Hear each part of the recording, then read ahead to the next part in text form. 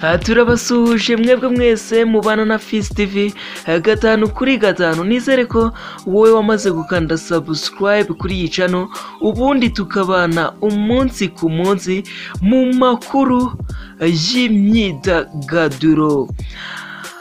Twababwiye ko nta kintu na kimwe tutazabazanira. Rero hano nkuzaniye ba nyampinga batanu b'ibihe byose baberwa n'amafoto. Ahandi bavuga ati ni ukurya ifoto.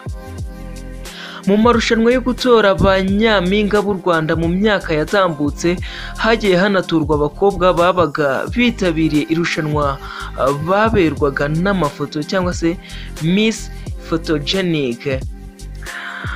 Aba bakobwa rero uko ari batanu nibo bafatwa nka ba nyampinga baberwa n'amafoto, ndetse bakaba ari ab'ibihe byose hano mu Rwanda. Kuko rero usanga no kuri ubu iyo basohoye ifoto zabo zikundwa n'abatari bake cyane cyane ku mbuga nkoranyambaga zabo, berekwa urukundo rudasanzwe.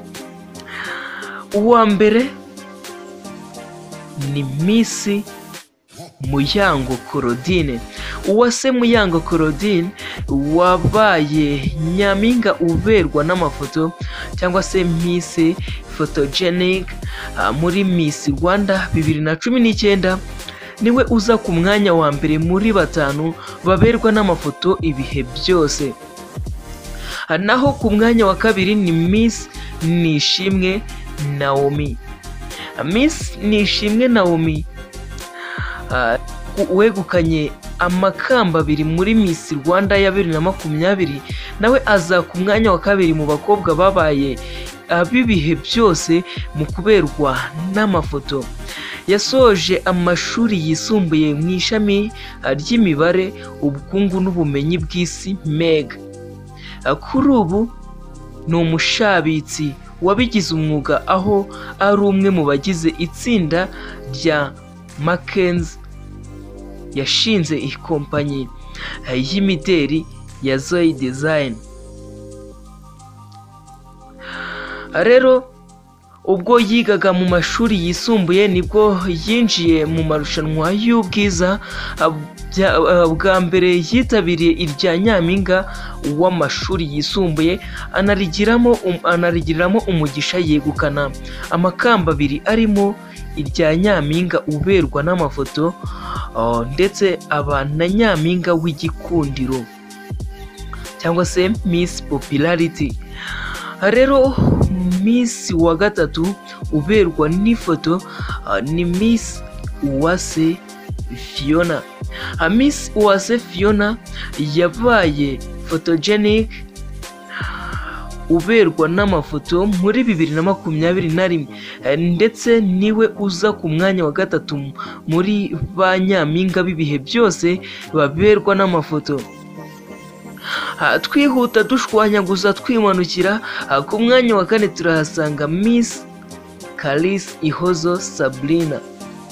Miss Kalisi Ihozo Sabrina watowe nk'umukobwa uberwa n'amafoto mu irushanwa ndetse rya Miss rya nyampinga w'u Rwanda 2015, nawe afatwa nk'umukobwa wakunzwe cyane kubera amafoto ubwo yitabiraga irushanwa rya Miss Rwanda mu muhango wabaye kuwa 22 Gashyantare 2015. Rero twihuta dukubita tubangura ku mwanya wa gatanu dusoza na wundi ni Miss Liliane Iradukunda. Rero nk'uko muri kubibona ku mafoto, aba ni abakobwa beza rwose. Kuba baberanye n'ifoto ntabwo ari ibintu twibeshyeho. Urabona ko ni abakobwa rwose b'uburanga bakurura buri umwe wese witwa ko ari umuntu ukunda abantu bose. Yes, nta bindi uketse ntabyo, ni ukuba ugira umutima wo gukunda abantu bose.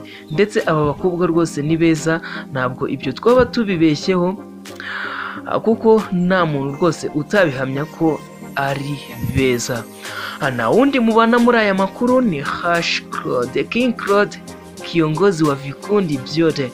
Rero iyi ni Fist TV, kanda subscribe tubane 5 kuri 5 mu makuru y'imyidagaduro umunsi ku munsi, isaha ku isaha. Byaba bibabaje cyane utazi ko iyi channel ariyo icishaho amakuru yose wifuza. Utekereza niba koko ukunda showbiz na handi wayisanga.